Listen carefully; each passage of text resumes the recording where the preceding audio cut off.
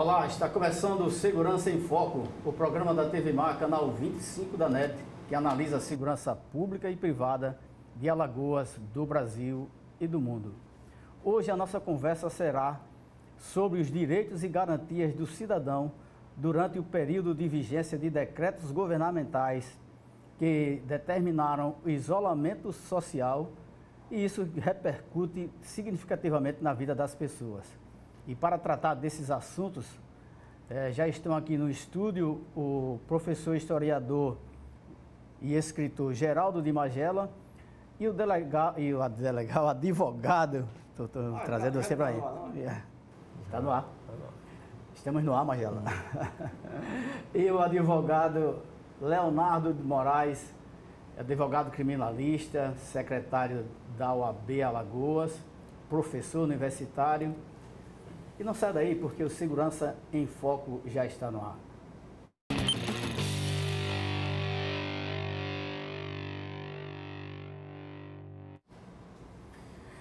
Olá, está começando o Segurança em Foco, o programa que é transmitido ao vivo pelo canal 25 da NET, pelo portal Gazeta Web e pelas nossas redes sociais. Como antes dissemos, nossos convidados hoje serão Magela, professor Geraldo Magela, historiador, escritor, ativista de direitos humanos, e o doutor Leonardo Moraes, advogado, criminalista, secretário da OAB Seccional Alagoas, professor universitário, um dos grandes nomes da advocacia de Alagoas. Bom dia aos senhores. Bom dia, Magela. Bom dia. Bom dia. Estamos voltando à formação original do programa Segurança em Foco. Só que eu mudei de lado, não? Então, vamos começar, porque tem muito tempo para debater, doutor Leonardo, sobre as prisões domiciliares que são determinadas a presos que estão cumprindo pena no sistema fechado e representam um grupo de risco. O que é que o senhor tem? Qual é a análise do senhor sobre isso? Bom dia, doutor Flávio. Bom dia, Magela. Né? Bom dia. Mais uma vez um prazer estar aqui mais uma vez com vocês, né? Enfim, a prisão domiciliar já é uma previsão, né? Já antiga, relativamente antiga no Código de Processo Penal e também no Código Penal, né? Não só para aqueles crimes que estão cumprindo pena ou presos que cumprem pena em regime aberto, como também em algumas circunstâncias para as pessoas que estão presas preventivamente. Então, a prisão domiciliar, ela não é nenhuma novidade. Diante do entendimento da pandemia acerca do coronavírus, né, e há uma diferença grande entre epidemia e pandemia. A pandemia é uma doença extremamente contagiosa que se espalha de forma simultânea a vários países e regiões do mundo, como aconteceu então com o coronavírus. Então, diante do risco da pandemia que foi gerado, né, e do reconhecimento de estado de calamidade pública, inclusive aqui em Alagoas, o Conselho Nacional de Justiça determinou algumas providências que seriam feitas em relação aos presídios, como forma de preservar sobretudo a vida, né? Então, não é o objetivo de dar um tratamento benigno ao preso, de alguma forma afrouxar o tratamento penal, mas apenas a preservação da vida, já que a obrigação do Estado é a preservação do preso enquanto sua dignidade, e a vida é um fator fundamental, então, para o cumprimento de pena e uma imposição pelo Estado. Quais então, são as características das pessoas? Quais são que definem objetivamente uma condição de risco? Então, com o objetivo da preservação da vida dessas pessoas, o CNJ elencou algumas circunstâncias capazes de transferir a pessoa que estava na penitenciária para a prisão domiciliar. Exemplos são as pessoas com idade superior a 60 anos, os idosos. Então, os idosos, caso idosos hipertensos, pessoas com problemas cardíacos e pessoas que estão cometidas por pneumonia.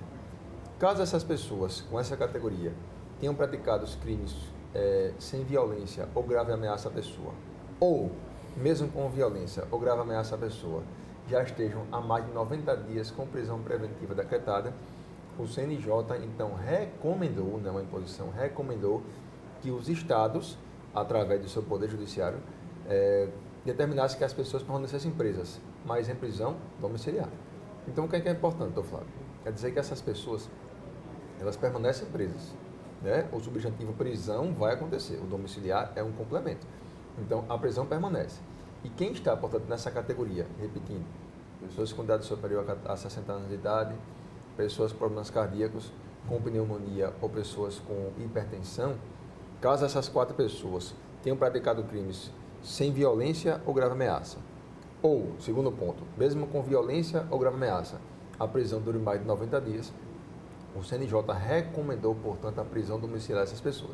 Como eu disse, o objetivo é a preservação da vida, né, e da saúde das pessoas. Logo após passar o período, tudo aquilo que estava sendo aplicado anteriormente vai regredir, né, ao estágio anterior.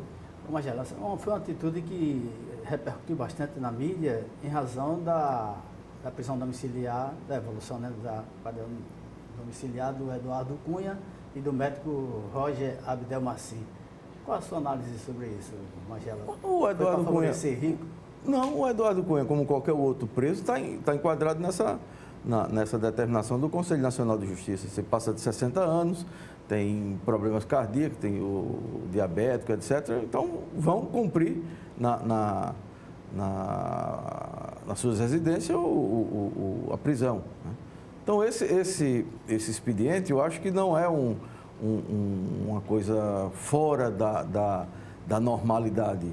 O que vem e que passa a ser uma coisa fora da normalidade é tratar uma pandemia como se fosse uma coisa natural, normal. E que não é. Você imagine uma contaminação num presídio, seja ele qual for, tanto faz aqui em Alagoas como em São Paulo, nos dezenas de presídios que tem em São Paulo, isso é devastador. É devastador, porque é um vírus que todos os especialistas estão falando, que eles ainda não têm o domínio completo de como atua esse vírus. Então, a ciência ainda está rapidamente estudando para encontrar um mecanismo de conter o vírus através de vacina e de outros medicamentos, de outras formas de eliminar o vírus do nosso contágio humano, né? Quer dizer, do contágio no planeta Terra. Então, nós estamos diante de uma situação que nunca nós tivemos ou pelo menos o que tem mais próximo foi 1918, já no final da Primeira Guerra Mundial, com a gripe espanhola. Mas quando a gripe espanhola acontece no campo de batalha, quando ela chega em Alagoas, ela chega com bastante tempo, ou seja, mais de um ano ela chega aqui em Alagoas. E não tinha essa movimentação de pessoas? Não tinha essa movimentação de os navios, aviões, esse trânsito todo. Mesmo assim, o que é que ela causou aqui em Maceió? O cemitério de São José ali no Trapiche, ele foi construído para as vítimas da gripe espanhola. Você construiu um cemitério para a quantidade de pessoas que morreram em Maceió. Já aprendi, eu não sabia disso. Então, nós estamos tratando de uma coisa que faz 102 anos, não é isso? 1918 a 2000. Então, nós estamos diante de uma situação que o país mais rico do mundo, a maior potência, pelo menos a maior potência tecnológica, militar e econômica do mundo, e a cidade mais rica do mundo, como Nova York, ontem morreram 3 mil pessoas. Em nenhuma guerra hoje morre 3 mil pessoas no dia. Nenhuma guerra. Na Síria, que está em guerra há bastante tempo, não morreram 3 mil pessoas no dia. Então, nós estamos diante de uma situação que deixou a economia mundial no chão, os governos impotentes, no primeiro momento. Quem desdenhou, como a Itália é um exemplo muito característico e vem se falando bastante, está pagando um preço altíssimo com a quantidade de mortos que tem na Itália, é impressionante. O prefeito de Veneza ou Roma pediu até perdão, não foi? Milão. De Milão. Os espanhóis também retardaram em entender a circunstância daquela pandemia, e os suecos que é um país riquíssimo, com alto grau de escolaridade, e foi para um caminho do direito individual diante do direito coletivo. Ou seja, eu tenho o coronavírus, eu estou infectado, eu tenho direito a fazer muitas coisas da vida. Agora, não tenho direito a contaminar a minha família e os outros. Magela, é um problema de saúde, mas o cenário é de uma guerra. Da pior guerra, porque numa guerra convencional, você está identificando o inimigo, as armas do inimigo. E numa guerra desse porte, você não identifica. Você sabe que existe o inimigo e ele está onde? Você não localiza, você não tem arma. A única arma disponível para conter o vírus é o isolamento social. É a única arma que todos podem usar. É essa aí. Doutor Leonardo, lógico que essas medidas de isolamento repercutem no exercício da profissão, seja ela qual for, tá? Do escritor, que o Magela vai falar depois, mas do advogado principalmente, né? Principalmente do advogado criminalista. Como isso tem repercutido no seu dia a dia? Os impactos na advocacia são sensíveis, né, demais, né? Só em pensar que todos os fóruns, né, do Brasil estão com a presença física, né, com a possibilidade de você comparecer ao interior do fórum, estão todos fechados só com teletrabalho, né? Agora, e bem como os presídios, né? E voltando só um pouco aos presídios, há mais de 30 dias está vedado o atendimento dos advogados aos presos, bem como o contato dos presos com as famílias. Isso é preocupante em que sentido? Porque o contato físico do advogado e a família, ele trouxe o preso com mais expectativa, né, um pouco mais tranquilo, sabe, com mais instrução prisional. O fato de você proibir esse contato gera um problema. E quando você proíbe esse contato físico e não consegue um meio alternativo pela tecnologia, ou por tablets, ou por telefone celular, por computador, pela videoconferência, ou no mínimo uma ligação telefônica, o risco é muito grande de você causar uma rebelião. Então, a OAB, ela vem através da sua Comissão de Direitos Humanos e Comissão de Relações Penitenciárias, com uma atuação muito firme para viabilizar o contato do advogado e também o contato das famílias com os presos, nem que seja por meio de um telefone celular. Foi feito, então, um projeto, por exemplo, da construção de um projeto, de um parlatório virtual. E como acontece? Que o advogado ele consegue, através do seu telefone, através do seu computador, do seu tablet, no escritório, em qualquer lugar, você consegue, numa hora marcada, previamente agendada, conversar com o seu cliente. E a gente também trouxe essa comunicação para dizer que a comunicação do advogado com o seu cliente, ele satisfaz o interesse da defesa, o interesse do preso e também das famílias. Que o advogado pode dizer, eu tive contato com o seu filho, ele está inclusive aqui comigo, ele está bem, né, está esperançoso, está na expectativa de conseguir encontrar a senhora daqui a pouco, né? Enfim, houve um impacto muito grande. As audiências, como estão acontecendo? Audiências todas estão suspensas. Existem audiências no campo civil, né, como na área de direito de família, que tem feito audiências via WhatsApp, né, através do FaceTime, né, através da videoconferência, enfim, né. No âmbito penal também evoluiu para que serão feitas algumas audiências, como acordos ou a homologação de acordo para a transação penal, homologação de acordo para a suspensão constitucional do processo. Só para deixar mais claro, alguém comete um crime de lesão corporal, por exemplo, né? A vítima procura a polícia instaura, né, a investigação simplificada, que é o TCO, e chega então ao Poder Judiciário. Então, o Ministério Público, né, de um lado, bem como a vítima com seu advogado, o suposto com seu advogado juiz, podem fazer audiência por videoconferência. Esse acordo para a transação penal pode acontecer por meio de videoconferência. Ou seja, houve uma regulamentação para atos mais simples, como acontece com a transação penal. Mas e as audiências que dependem da oitiva de testemunhas, que dependem da oitiva de vítima? Essa não vai acontecer por enquanto, que é mais específico. As audiências de custódia, como estão sendo resolvidas? Aí, pronto. A audiência de custódia. Houve uma recomendação, inclusive, do CNJ, que ele falou expressamente da suspensão excepcional da audiência de custódia, mantida a análise de todas as prisões em flagrante realizadas. Então, a audiência de custódia é uma conquista, né? Desde 2016 ela é implementada hoje. Só que diante do contato que acontece em uma mesma sala de audiência entre o juiz, o membro do Ministério Público, o advogado, defensor público, o suspeito, etc., o CNJ suspendeu, portanto, essa audiência. Hoje não está acontecendo audiência de custódia pelo risco da contaminação. Aí evolui um pouco mais.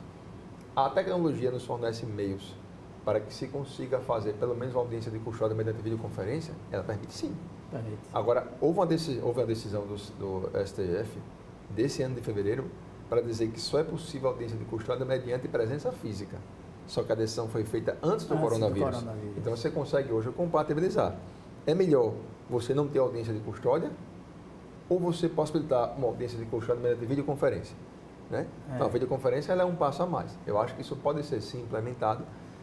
Já houve informação de que haverá prorrogação sim da suspensão dos prazos processuais, deve acontecer infelizmente por mais de 30 dias com teletrabalho.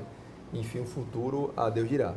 Mas os impactos para a advocacia são gigantescos, não só em relação a movimentações processuais, andamento dos processos, novas contratações pelo advogado e existe esse um impacto sensível na atividade advocatícia, sobretudo em relação aos seus ganhos. Aí é um problema. Também na vida do escritor, né, Magela? Na vida do escritor, altera, claro, porque você precisa fazer algumas coisas. Pesquisa, né? Pesquisa, etc. Mas boa parte, no meu caso, boa parte aliás, 95% do que eu faço em casa. Então, muita da pesquisa que eu realizo hoje pela internet, na Biblioteca Nacional, no Arquivo Nacional, em outros arquivos. Então, eu tenho acesso, eu e qualquer outra pessoa que queira trabalhar em casa, isso não há grande problema. O problema maior é quando você precisa, por exemplo, meu computador quebrou. Então, eu estou esperando a loja abrir para comprar peça e não vou forçar a barra do técnico vir lá para casa, porque não vai adiantar ele vir até a minha casa, porque ele não vai ter a peça. Então, eu vou ter que esperar a loja abrir. Então, isso aí, eu já arrumei outro, já tenho um reserva aí, já vou trabalhando. Então, são as ocorrências. O sujeito que tem um carro, o carro quebra, ele vai ficar com um problema na oficina, né?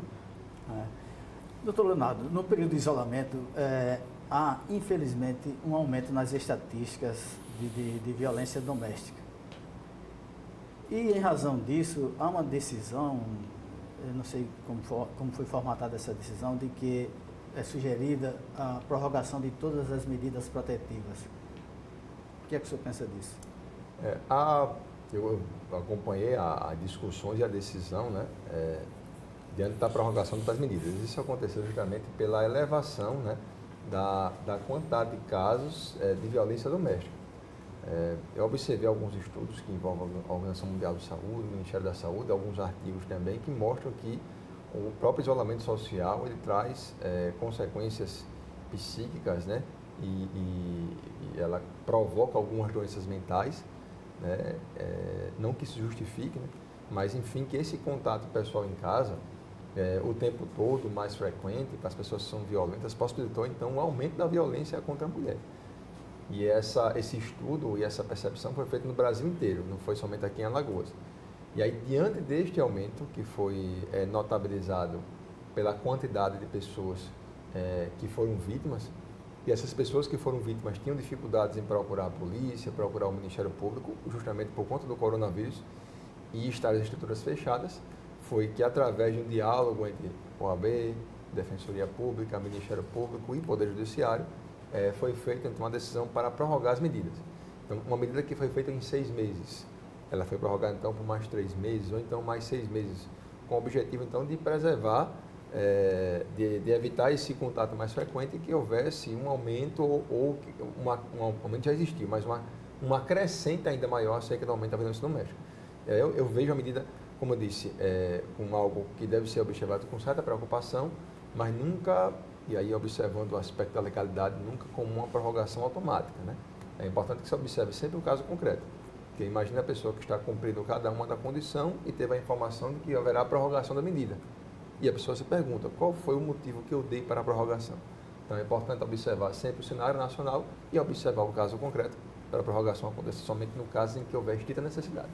Verdade. Você busca um direito, mas afeta o de outro, né? É tudo muito novo, doutor Flávio, hoje. É difícil você analisar quando tudo acontece, todos os dias são mortes que acontecem, são discursos em que cada um puxa a corda para um lado, né? Eu acho que não consegue, sequer num momento como esse, de uma pandemia mundial, a gente conseguir ter um único discurso. Claro, as pessoas sempre vão divergir, isso é normal, mas a instituição, por exemplo, a Organização Mundial da Saúde, Ministério da Saúde, Secretaria, é interessante que a gente observe sempre a opinião oficial das instituições e não opiniões isoladas, porque é normal que a gente venha divergir, né? Mas quem fala em nome da saúde pública, já que o problema é esse, seriam as organizações como a OMS, Ministério da Saúde e Secretaria de Saúde. É porque a dinâmica dessa pandemia, ela é muito forte, né? O que é uma verdade hoje não é amanhã. Nós começamos esse período com médicos especialistas, infectologistas, dizendo que a máscara deveria ser de uso exclusivo de quem estivesse já contaminado e para os operadores de saúde. E hoje já uma recomendação já por decreto em alguns municípios e ou estados, em que está determinando o uso da máscara. Magela, nesse período, que violações você observa? Você é um leitor assíduo, muito antenado com isso. As violações a direitos humanos e garantias mais visíveis que você observa durante esse período? Olha, parte muito mais de representações do Estado do que propriamente do que vem acontecendo na sociedade, né? Por exemplo, na hora que você tem um prefeito, que você tem um governador, ou que tem o presidente da República, que diz, não, isso é uma gripezinha, não, isso aí não tem problema porque... E você contraria a opinião majoritária, quase de 100% de todos os cientistas do mundo. Raramente você encontra um infectologista dizendo que a flexibilização do trabalho, quer dizer, o rompimento com o isolamento social, ele não causaria o aumento da contaminação pelo vírus. É um caso no meio de milhares de especialistas e de cientistas que estão trabalhando aqui no Brasil, aqui em Alagoas, aqui no Brasil e no mundo.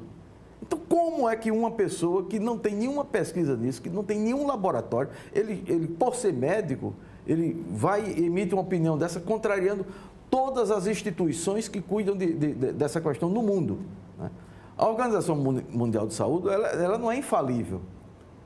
Mas você não pode dizer que ela andou errando grosseiramente na análise da pandemia. Até dolosamente, né? Até porque ela... Pode se esperar isso de uma até organização. porque ela, a organização como um todo, os seus especialistas que estão em torno da organização, eles foram aprendendo e estão evoluindo de acordo com o conhecimento do próprio vírus.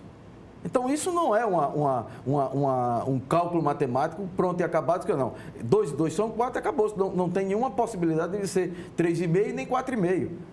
Então, não se trata disso. E a questão econômica, ela é secundária.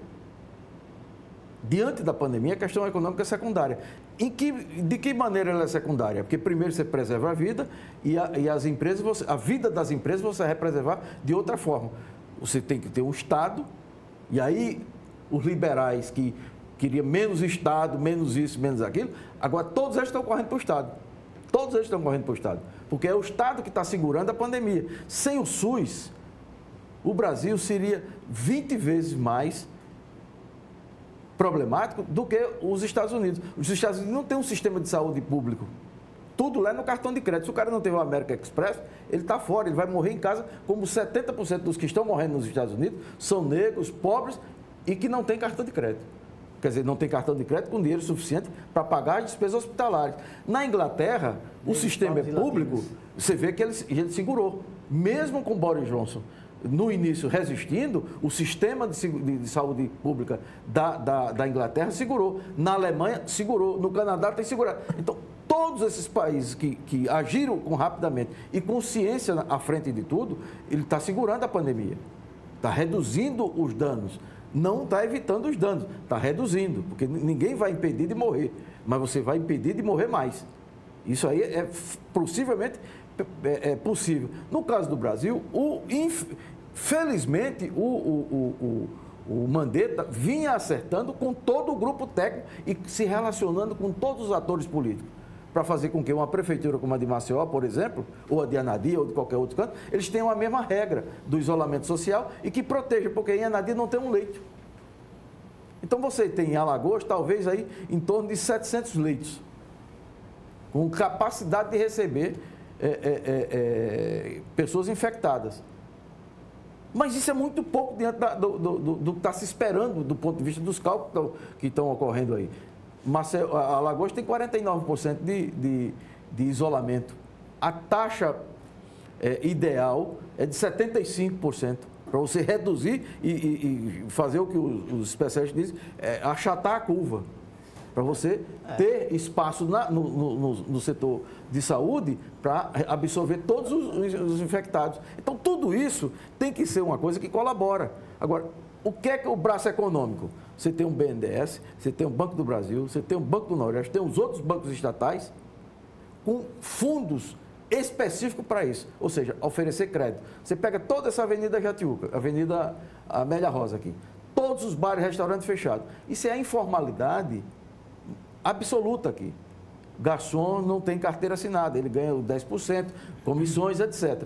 Então, qual é a proteção que você vai ter para todos esses empregos aqui? E para todos os donos de bares, restaurantes e pizzaria, etc. Para as empresas. Então, como não há nenhuma política nesse sentido, qual é a política que é em contrário? Você continuar pagando o juro dos bancos, 50% de tudo que é arrecadado no Brasil para pagar juros de banco. Se eu estou em dificuldade, Flávio, o que é que eu faço? Eu vendo o carro, eu vendo o apartamento, para não morrer, eu faço qualquer coisa. Então você teria que dizer, bem, amigo, banco segura a onda, nós vamos pagar depois, como a Argentina fez, pagaremos depois, e pegar esse dinheiro todo e investir em saúde. Mas e aí você precisa dar números a essa sua ideia, porque certamente é genial, mas precisa ter números. Mas não é genial. E você pensa que é minha essa ideia? Não. São dos principais economistas, você pega os principais economistas hoje, que não estão na linha dos bancos, que eles advogam isso. O Brasil está desembolsando aí uma fortuna em dinheiro para... Não é verdade. Por exemplo, eu sou aposentado. Eu vou receber o adiantamento, 50%, em junho ou julho, que todo ano acontece isso. Você está antecipando direitos que as pessoas já tinham. Então, isso não é investimento na economia. Por exemplo, se eu pego empresas que tem um faturamento, vamos dar um chute, de 10 milhões por ano, até 10 milhões, isso o Ministério do Trabalho e da Economia tem como calcular isso. Isso absorve cerca de 50% ou 60% da mão de obra no Brasil. Então, vamos bancar 50% da folha, 60% da folha, para você não quebrar a empresa. O que é que os empresários aqui de Alagoas e do Brasil estão fazendo? Não, tem que flexibilizar. Você flexibiliza, morre mais gente, a tua empresa não tem a quem vender e você vai para a bancarrota mesmo. Então você tinha que ter, o Estado bancando, não paga o Brasil, a dívida que o Brasil tem com os bancos nacionais e internacionais, não paga, não é que não vai pagar nunca, não paga nesse período da pandemia e vamos investir nas empresas e nas pessoas. E aí você segura. Vai ter problema? Claro que vai ter problema. As empresas vão ter problema, mas vão ter menos problema. Mas vamos voltar para a segurança, Magela. A economia não é o meu forte, certamente você tem mais base para tratar disso. A prisão domiciliar para devedores de pensão alimentícia. Houve também uma recomendação do CNJ, como forma de você conseguir, não é esvaziar o presídio, mas sim evitar o risco maior de contaminação, de que todas as pessoas do Brasil que estiverem presas em razão da dívida de alimentos fossem colocadas em prisão domiciliar. Perceba, ela está presa em seu domicílio. Então, a recomendação aconteceu. Eu, já partindo para um outro plano, estou falando, claro, que concordo com essa medida, é algo recomendável, né? E também, eu imagino que, em pleno século XXI, é um absurdo que você venha usar a prisão como forma de obrigar alguém a pagar. Eu sei que é um meio eficaz, eu sei que tem pessoas que não pagam porque não querem pagar, existe a falta de responsabilidade, né? Não pensam no seu ex-cônjuge, nos seus filhos, etc. Mas é importante observar que a prisão é o pior lugar que você pode pensar em colocar alguém. E uma dívida de alimentos jamais poderá justificar que você coloque a prisão de alguma pessoa no sistema prisional. Certamente quem faz isso ou pensa assim é porque nunca na vida passou um único dia no presídio para saber o que significa um lugar daquele. Eu digo que recentemente nós tivemos um caso de prisão domiciliar. Isso foi tratado, etc. Houve uma prisão por um período maior. E após a sua saída, nós conversamos, o rapaz estava desfigurado. Aqui não é lugar para ninguém. Por mais que a pessoa tenha curso superior e fique em prisão residencial, a prisão ela é o pior lugar que se pode pensar para alguém. Então, as pessoas depositam as pessoas na prisão, por exemplo, tem outro lugar para substituir. Ninguém pensou em outra forma. Mas você é acusado da prática de um fato, de uma grande violência, por exemplo, um genocídio, né? Matou 5 pessoas a sangue frio, e você coloca a mesma pessoa que deve, por exemplo, R$5.000 de alimentos no mesmo lugar do perigoso homicida, ou latrocida, enfim, um perigoso criminoso. Então, tirando essa parte, né, que é um pensamento particular meu, é indigno, é inconstitucional, por mais que haja uma previsão constitucional, mas é um absurdo se falir isso em pleno século XXI, a recomendação ela veio de boa medida, né, como forma de evitar o espalhamento dessa doença. E se já existia uma desavença familiar, essa medida maximiza todos os efeitos desse sentimento, né? Nessa área de família é tudo muito difícil, né? Você mexe com muitos sentimentos. Imagine que você é proibido de ver os seus filhos, né? Isso é muito violento, né? É uma decisão difícil. E você, quando prende alguém, você também causa problemas para o relacionamento, né? Claro. Quer dizer, você deve alimentos, e ao mesmo tempo vão estar os filhos perguntando, cadê meu pai, cadê minha mãe? Não, ele está preso porque é você. Você prendeu meu pai, prendeu minha mãe, quer dizer, isso gera uma interrogação importante, né, que vai trazer uma grande afetação. Por mais que o interesse seja a satisfação de uma criança, etc., eu, como criminalista e com a presença muito frequente em presídios, é um absurdo que você pense em coagir a pessoa a pagar o que deve, o que tem que pagar, mas através de uma prisão, eu acho que é completamente desproporcional. Mas, Geraldo, nós temos cenas aí de pessoas sendo abordadas na praia e vai 3, 4 policiais, no caso do Rio, tirar uma mulher da praia, acho que não sei se era Copacabana, uma coisa assim. Você acha isso uma medida exagerada ou uma medida na medida? Eu acho o agir com violência, nesse caso, eu acho que é um exagero. Eu acho que a medida do isolamento social, manter o isolamento social, o Estado decretou. Então, na hora que isso começa a afrouxar, que você tem toda uma campanha orquestrada para as pessoas irem para a rua, e essa não é uma questão do direito de ir e vir, é o direito de preservação da vida, não só da sua vida, mas como a vida de outras pessoas, dos seus em casa e das outras pessoas com quem você passa a conviver ou se relacionar.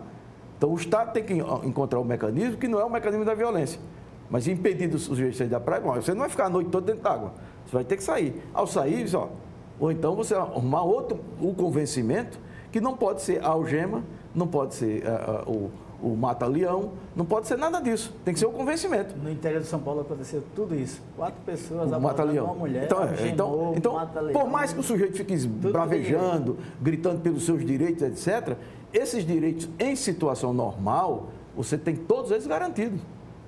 Mas nós não estamos vivendo uma situação normal. Nós não estamos vivendo em situação normal. Tanto é que, para subir aqui no elevador, só podem ser 2 pessoas. Então, não vai chegar 5 pessoas. Não, mas eu tenho direito de entrar no elevador. Não, você tem direito de entrar no elevador, agora de 2 em 2. Você não tem direito de entrar os 5 dentro do elevador. Porque é uma determinação em função da pandemia. Então, como tudo isso é novo, todo mundo, ou boa parte das pessoas, acha que isso é afetar o seu direito individual. E não é. Quando a gente observa no coletivo, isso não é. Na França, o que é que acontece? Multa. Começou de 100 euros, passou para 500 euros. Você tem que pegar autorização, e ninguém vai dizer que a França é uma ditadura, nem vai dizer que a França é um país autoritário, né? Você pega uma autorização, na Rússia você pega uma autorização pela internet. Na Espanha também. Na Espanha, então eu vou no supermercado, ou então eu preciso comprar remédio da diabetes, da pressão, e eu vou na farmácia. Essa ocorrência em São Paulo. Pronto, isso aí é que não pode acontecer. Isso é exatamente o que não pode acontecer. 4 pessoas também se questiona que está fazendo isso a Guarda Municipal, né? Guarda Municipal. E eu fico pensando qual é a atribuição nesse sentido. Existe uma limitação legal para isso, né? Existe. Hoje está se confundindo tudo. Eu já vi policiamento ofensivo sendo feito ao mesmo tempo, em conjunto, com as polícias civil e militar, juntamente com a Guarda Municipal e até policial penal. Né? Isso antes da modificação, né, que o agente penitenciário agora é policial penal com a obrigação de resguardar a proteção dentro do presídio, né, fora do presídio. Enfim, todos juntos. Mas o extrapolamento e o excesso da competência vai causar vários problemas, né? Essa imagem, por si só, é capaz de fazer até que o Ministério Público instaure uma investigação. Leonardo, agora você veja que a imagem, você vai lá tirar a mulher à força, todos eles desprotegidos. Se ela estiver contaminada, a possibilidade de contaminar os outros é imensa. Então, você vai para... Não, nós estamos garantindo aqui para não se contaminar. Mas você está desprotegido. Então, é uma coisa tão nova e tão assim, inusitada. Todo mundo está desprotegido lá. A máscara cai. Caiu a máscara dela, eu acho, da mulher. Então, é uma coisa maluca. Você vai agindo com a força, com a violência, para resolver uma questão que é de convencimento. Você vai ter que convencer as pessoas a não irem para os parques. Porque no primeiro momento, o que é a orientação dos infectologistas? A maioria deles. Não, você mantendo a distância, você pode fazer os seus exercícios. Então, na França era permitido, em tudo que é canto era permitido, no Brasil, etc. O que é que aconteceu? Então, fecha o Parque Ibirapuera, fecha o parque, acho que o parque daqui de Maceió está fechado, etc. Então, você tem na praia. Então, qual é o bom senso na praia? É que você teria que ter orientações na praia para as pessoas não correrem aglomeradas na orla de Maceió. No caso de Maceió, para você orientar para o sujeito não transmitir, quem estiver eventualmente contaminado, não transmitir para os outros. Estão usando drones já, né? Pronto, tecnologia. Então, você tem que ter massivamente na televisão, na internet, nos jornais, nas rádios, campanhas para convencer. E do outro lado, você tem que ter um Estado que chegue na favela, que chegue para a distribuição de alimentos. Você diz, não, você não pode sair de casa. Meu amigo, eu não tenho o que comer. Eu não tenho sabão para lavar a mão. Como é? Não tenho água para lavar a mão. Como é que faz? Nas comunidades, né, cariocas, o Estado paralelo já está resolvendo isso, né? Botou toque de recolher, então. Quando o Estado se afasta, aparece uma outra ordem estabelecida lá. Porque no Estado é muito difícil, porque qualquer discurso que seja feito hoje diz, isso é uma questão de política, ele está errado. Eita, fulano, caso uma medida de emergência venha a ser decretada, por exemplo, parece que Alagoas reconheceu o estado de calamidade, não foi nesse momento. Hoje. E o reconhecimento de estado de calamidade traz uma série de implicações em relação a contratações e compras pelo Estado. Com dispensa de licitação, da licitação, enfim, ele pode comprar sem aquelas formalidades todas. Que já era para ter feito isso antes. Isso é feito com o objetivo do Estado arrecadar dinheiro para encher o bolso dos políticos. Peraí, é uma teoria da conspiração desgraçada. Então, eu não consigo. Ninguém tem nobreza. Nos mais variados grupos que eu faço parte, você tem uma discussão um pouco mais racional. Porque tudo é política. Qualquer atitude que é feita é política. O ministro da Saúde, que começou a ser muito elogiado, no momento em que houve a divergência com a autoridade maior do país, já houve a discussão, está querendo fazer isso aí com o objetivo de prejudicar o governo. Não, isso é a agremiação tal, é o jornalista, chegando ao ponto de dizer que existe um grande movimento do mundo inteiro com o objetivo de pensar na figura do chefe maior da nação. Então, não tem como você discutir hoje. É lógico.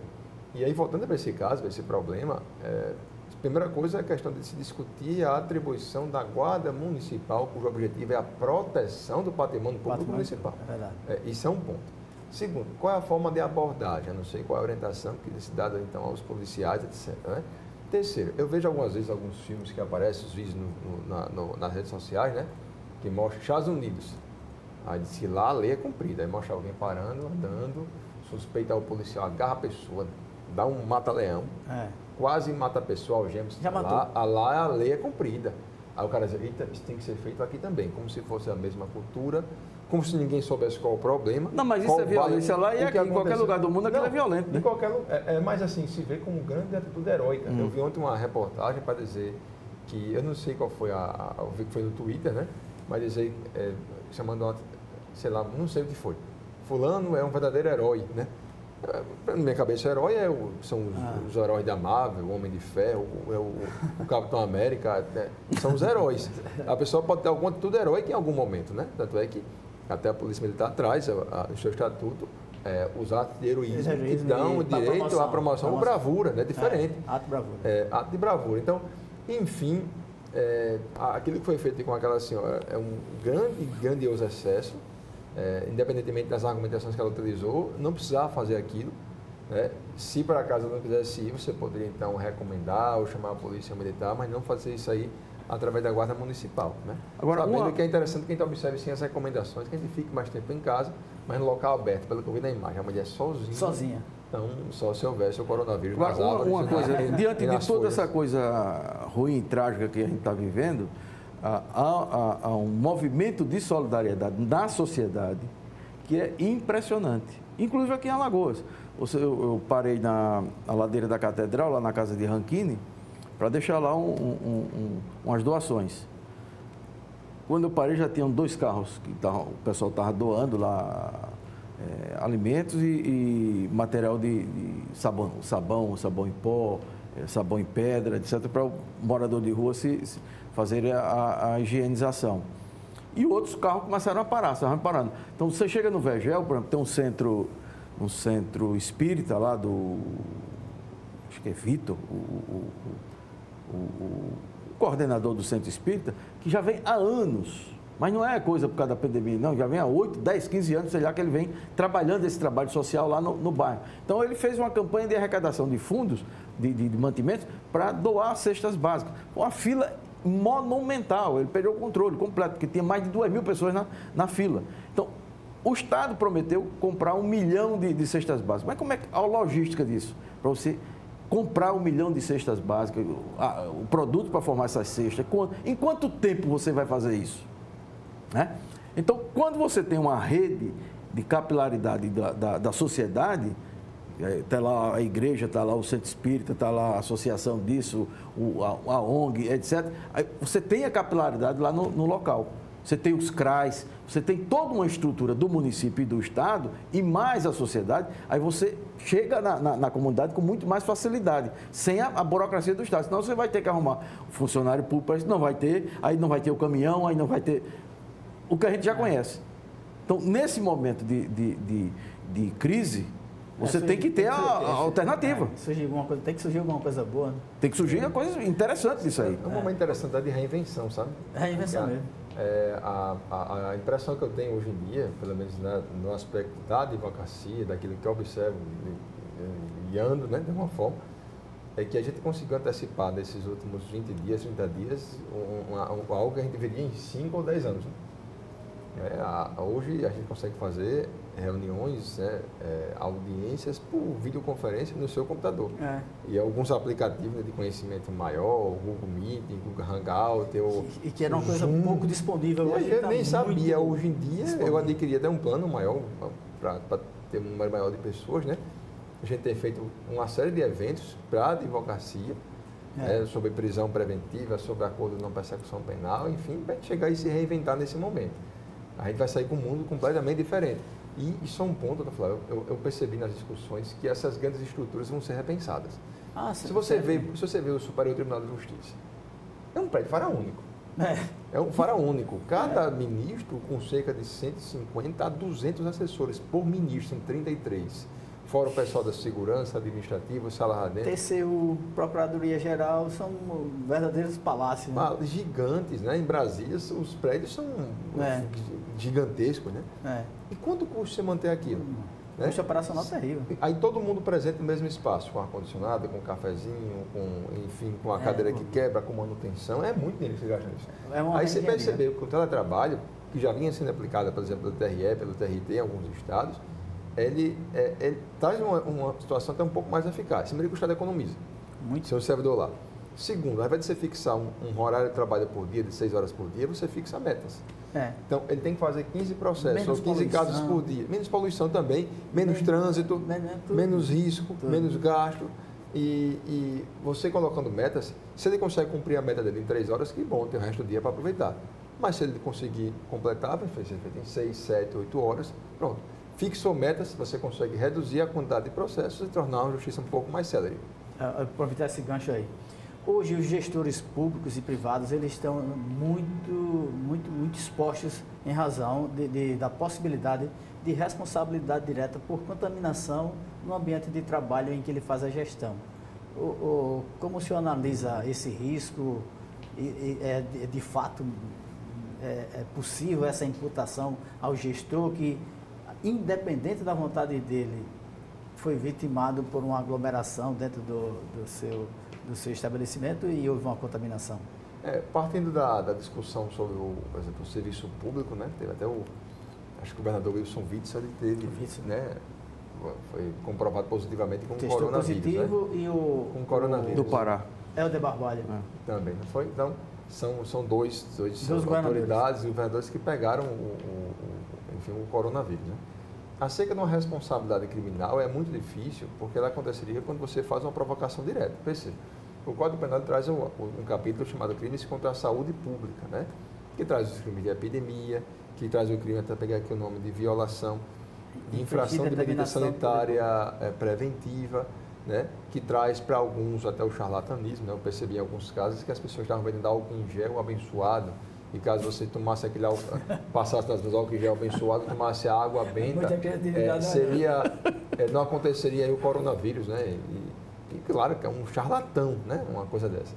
Mas quando você pensa naquele comportamento, por exemplo, de alguém que supostamente teria violado um decreto do Estado de São Paulo e teria, digamos, furado a proteção que acontece pelo isolamento vertical, pelo isolamento social. Esse crime do artigo 268 fala que infringir determinação do poder público destinada a impedir a introdução ou propagação de doença contagiosa. Então, quando você viola uma determinação do poder público, cujo objetivo da determinação do poder público é impedir que uma doença ela venha então a se espalhar, você comete o crime do artigo 268 do Código Penal. E existem decretos, aqui em Alagoas existe, que é o decreto 69.541 do dia 19 de março de 2020. Então, o decreto, ele recomenda que as pessoas fiquem em isolamento social. Aí vem a pergunta, né? O decreto aqui em Alagoas, ele é uma imposição ou uma recomendação? Quando você observa o decreto, lê o decreto por inteiro, você percebe que não há sanção, nem em âmbito administrativo, nem em âmbito civil, por exemplo. A sanção é lacrar o estabelecimento. Lacrar é sim, mas não há pena de multa, né? Se você observa, não há sanção. Então, o estabelecimento é um ponto que se aplica uma sanção a um determinado segmento. E as pessoas, que é a grande maioria que não tem estabelecimento nenhum. Então, sim, observando o decreto, se entende hoje que aqui em Alagoas o decreto é uma recomendação. De modo que, caso você viole o decreto, que é uma imposição pelo poder público, você não cometeria o crime do artigo 268 do Código Penal. Mas, claro, né? Sendo uma recomendação do poder público baseada em critérios técnicos, as pessoas devem sim respeitar. Agora, ele não está aliado a uma determinação, mas sim a uma mera recomendação. Angela. Olha, eu acho que muito desses atos o governador acertou. E para as condições de Alagoas, talvez o que falte mais é a comunicação, melhor comunicação.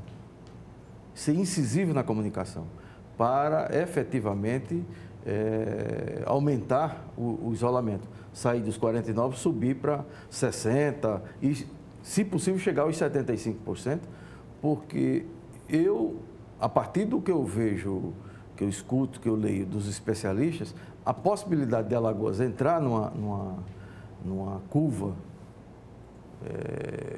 numa espiral dessa de contaminação e de morte, em grande escala, eu acho que é grande. Não, se ocorrer essa proporção de X% de isolamento e ter X% de infecção, e isso aí, se Alagoas não cumprir esse percentual... E isso aí... é matemático, né? É matemático. Então, é uma situação que ou você deixa isso claro na comunicação, que não é pavor, que não é entrar em pânico, que não é terrorismo, não é nada disso. É você ser claro na comunicação. O gestor público tem essa obrigação, o dever dele de comunicar claramente. Ó, se nós não fizermos isso, vai acontecer isso, isso, isso. Poderá acontecer porque aí você dá os dados científicos. Você tem um grupo técnico em Alagoas e nacional que te respalda isso. Então, Mas assim... filas nos bancos, filas nas lotéricas, filas em mercado, filas em todo canto, aglomeração. O que é que falta? Você acha que essa comunicação da atitude de prevenção não chegou a essas pessoas? Olha, mas até as pessoas sentirem, como não é uma coisa palpável, ninguém vê o corona, ninguém vê esse cara. Mas vê a pessoa doente, né? Mas você ainda não viu o seu vizinho, você ainda não viu o seu irmão morrer, porque morreram poucos ainda, entendeu? O fato, a tragédia não chegou na casa de cada pessoa. Muita gente da classe média está desconhecendo isso. Muita gente, professores que eu conheço, está nem aí para isso. Está nem aí. Então, você imagina o sujeito que está lá, num sufoco, já tem uma vida sem pandemia, num sufoco terrível, aí o cara não consegue mais trabalhar, fazer o bico, ou seja, ele não consegue ter uma renda básica para o cara viver. Então, esse estágio é o estágio limite, que aí é onde você tem que ter a mobilização da sociedade, do Estado com a sociedade, para agir nesses bolsões de pobreza e de miséria. Por exemplo, você tem instrumento no Estado, eu não sei quanto é que tem, mas tem um fundo de combate à pobreza. Esse fundo de combate à pobreza era exatamente para trabalhar nisso. Agora, antes da epidemia e dentro da pandemia. A informação às pessoas ela fica muito prejudicada quando você pensa nessa usina de fake news, né? É o tempo todo, né? Mas aí você vai ter que lutar. Vai ter que lutar contra o fake news, porque no mundo inteiro tem fake news. Fica difícil, eu digo, porque até lá na minha própria casa, né? Na minha casa não, né? Mas na minha família, eu sofro um pouco, por exemplo, quando minha mãe diz, ó, eu recebi até uma mensagem aqui no WhatsApp, né?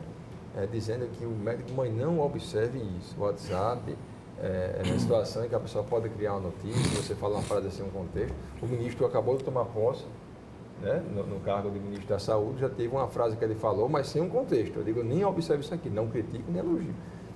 Então, enfim, é difícil você se informar melhor quando qualquer organismo que fale observar do ponto de vista político é órgão A, B ou C, é o jornalista A, B ou C. E as pessoas que passam a vida criando informações falsas um fato concreto. Com fins políticos. Veja fatos concretos. Por exemplo, você tem a recomendação, o decreto, seja lá a leitura que você fez. Só claro que o meu parâmetro para minha análise vem pela Organização Mundial da Saúde, do Ministério da Saúde. Certo. Mas veja só, você tem tudo isso. Quando você tem um mercado público, os mercados públicos numa cidade como Maceió é a maior cidade do estado. Então, você pega lá, sei lá, quantas mil pessoas frequentam o mercado no sábado, no domingo e durante a semana. Qual o critério que você tem ali? Você não tem critério nenhum para entrar, está aberto, entra. As feiras nos municípios. Então, você tem grandes feiras, mas são feiras monumentais. Arapiraca, São Miguel dos Campos, Junqueiro, Antônio Vilela, do Riacho lá com a feira de gado. A feira é o shopping center da pessoa, do morador do interior, no Nordeste inteiro. Né? Então, como você disciplinar isso? Você teria que ter, exatamente onde tem guarda municipal, na estrutura da feira, você não botar uma barraca uma colada na outra, por exemplo. Você tem uma forma de educar aquela população com barreiras. Com barreiras. Por exemplo, nos ônibus, está claro que os ônibus têm que ter uma lotação, todo mundo sentado, deveria ser uma pessoa para cada banco duplo, né? E não ocorre. Pelo contrário, os ônibus saem lotados. Isso é uma decisão de governo? É o dono da empresa que permite isso? As duas coisas. As duas coisas. Até para o gestor, em particular, que permite tal prática, não existe crime. Não há. Mas as duas coisas você teria que ter com as empresas de ônibus e com os trabalhadores. Motorista e cobrador. Bicho, ó, completou aqui, tal, passa direto no ponto. Vem o outro. Então, você teria que regular isso. Mas só quem pode regular isso é o Estado. Como é a concessão pública... E tudo isso é custo, né? Você saía com vai ter 50, custo. Mas hoje vai sair com 25. Qual é o custo maior? A vida ou o custo da empresa? Aí então é aquilo que nós estamos falando. Você tem que ter um braço do Estado para bancar. Nesse seu mundo que você não vê números de custo, aí fica difícil. Não, eu vejo o custo da vida. Para mim, o custo principal é da vida. Assim, repara, existe o bem fundamental é a vida. Né? A gente sabe disso. Né? Não há dúvida quanto a isso. Tanto é que eu também estou em isolamento social, todo mundo que conversa, as pessoas que estão ao meu redor, todo mundo está em isolamento. Né? Mas um outro bem importante também, ou outros bens, significa a manutenção dos empregos, a própria economia girar, etc. Tenho alguns amigos que me falaram, por exemplo, que tem uma fábrica de móveis em Arapiraca, demitiu todo mundo, todos, sem exceção, foram dispensados. E aí, com a esperança de que volte, para o pessoal ser readmitido. Como? A economia voltar, né? Mais devagar, etc. As pessoas que estão aqui na Média Rosa, né? Que são vários restaurantes. Os hotéis. Quando liberar, ninguém volta. Os hotéis, todos vazios. Mas o problema central da economia não é esse. O problema central é que você não tem política econômica para garantir emprego. Que tem o filé, né? Que vive do turismo. E esses empregados agora, desculpa, essas coisas podem ser compatibilizadas. Né? Você observa a saúde observando outros bens. Por exemplo, eu obedeço o isolamento social e não discordo. Agora, se o período começar a haver mais prorrogação, eu digo, para estou vendo algum problema aqui, né? Eu não vou conseguir pagar minhas contas, eu vou ter que colocar na minha casa, tem uma secretária, ela vai ter que sair.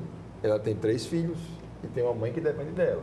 Então, o fato de eu romper esse vínculo vai trazer prejuízo para ela também. E outra, e quando eu for pagar as verbas rescisórias? A OMP que permite que eu consiga prorrogar. E se eu não conseguir E por que não você manter a sua empregada ela, na casa dela com isolamento social? Porque a minha diarista, ela não vai lá em casa há um mês. E toda segunda-feira eu pago ela. Mas é isso que eu estou fazendo. Não estou dizendo da presença física dela na minha casa. Eu estou dizendo da minha capacidade de conseguir pagá-la, o que acontece com várias pessoas. Né? Então, são 2 meses importantíssimos. Por isso que as pessoas que pedem o fim do isolamento têm argumentos importantes. Tirando o aspecto mas político. Não há política econômica para isso, não há decisão estratégica para isso. Para tanta coisa. Não, o problema é o seguinte, o lance não é do teu dinheiro. Como você não tem decisão, o ministro da Economia é banqueiro. E existem despesas que são feitas, que já são 50%. cravadas. Rapaz, esses números não são mágicos. O judiciário, conversando com o presidente Dalmar certa vez, ele falou que teve uma redução de arrecadação do Estado do judiciário de 35%. Alguém vai deixar de receber, são os fornecedores que vão deixar de receber. Vai dizer, como reduz esse tipo de ação do Estado, tudo, a vida está em primeiro lugar. Eu entendo, mas eu não discordo de você. Não tem jeito, cara. Nós estamos na guerra. Na guerra, o que é que tu faz? Você acha que você preserva mas tem até um limite para isso. Você não pode...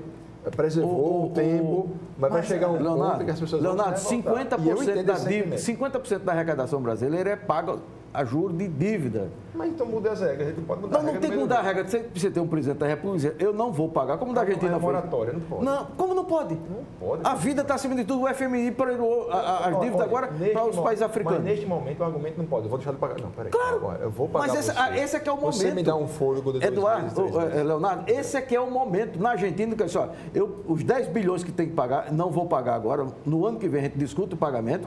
Vou investir nisso. Mas em todo canto está quebrada. Mas em todo canto está quebrado, meu irmão. Mas em todo canto está quebrado e vai quebrar mais. E vão morrer mais gente.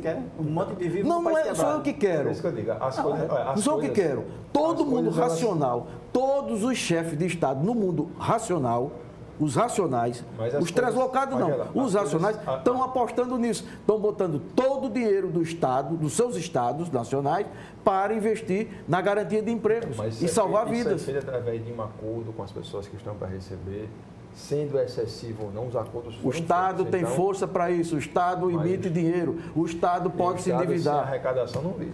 O Estado pode se endividar. O Estado Nacional, o Brasil, a União, pode se endividar. Pode contrair empréstimo e pagar porque tem riqueza para isso. O Brasil tem 500 bilhões, tem quase 500 bilhões de reserva. O Brasil tem, de reserva. O que é a reserva? É a garantia de que os bancos que estão me emprestando, eu tenho dinheiro como lhe pagar. Então você tem 500 bilhões. Para terminar aqui, que já avançamos bastante. Olha, você tem uma formação ideológica diferente, né, da minha, não sei, da Leonardo. Nós não vamos discutir economia aqui porque jamais entraremos num acordo. Não, mas estamos discutindo vida, não é economia não, estamos discutindo vida. É muito interessante quando você fala assim, primeira vida, mas a vida não sobrevive sem a economia. As coisas andam lado a lado e uma não inviabiliza a outra. Então temos aí mais 1 minuto para as considerações finais e suas colocações. Eu continuo defendendo, acho que a vida e todas as pessoas com quem eu escuto e leio, etc., estão defendendo o isolamento social no mundo inteiro. Perfeito. A garantia do emprego, essa é o segundo passo. O primeiro passo é a vida, o segundo passo é a garantia do emprego, garantia da economia, da sobrevivência das empresas. O Estado tem que garantir isso como? Tem que fazer deslocar todo o recurso que você tem, todo o emergencial, e investir nisso. Ao sair da crise, se rediscute tudo isso aí, como se levantar a nação e como o mundo vai se levantar. Você formular e tornar isso em números, você possivelmente vai ter... Não, isso já tem. Os números já tem. Requisitado. Os números já tem. Leonardo. Eu queria, agradecer a oportunidade mais uma vez, né? E dizer que as medidas que foram feitas pelo CNJ são recomendações importantes para que você, no fim de não espalhar uma doença que é tão grave, né? permitir que algumas pessoas que estavam presas fiquem em prisão domiciliar, né? Isso tudo é fundamental, né? Que as pessoas sempre satisfaçam as recomendações do poder público, que fique neste momento em isolamento social e tomara que ele passe rápido, né? Como eu disse, eu entendo e compreendo os motivos do isolamento social, que hoje prevalece sim, mas que ele não passe um pouco da medida para que não venha a provocar uma lesão a outros bens que também são importantes, não tão, mas são importantes, como o emprego, a economia, a autoestima das pessoas, né? Enfim, a estabilidade e a sua segurança, né? Que esse tempo passe logo e que a gente consiga finalmente se reinventar e que traga uma sociedade mais justa, né? E mais consciente do seu papel e responsabilidade. Obrigado, Leonardo. Obrigado, Magela. Estava Eu que agradeço. com saudade das discussões. O Segurança em Foco está terminando, o programa que será reapresentado em horários alternativos aqui mesmo na TV Mar, canal 25 e nas nossas redes sociais. Até a próxima semana.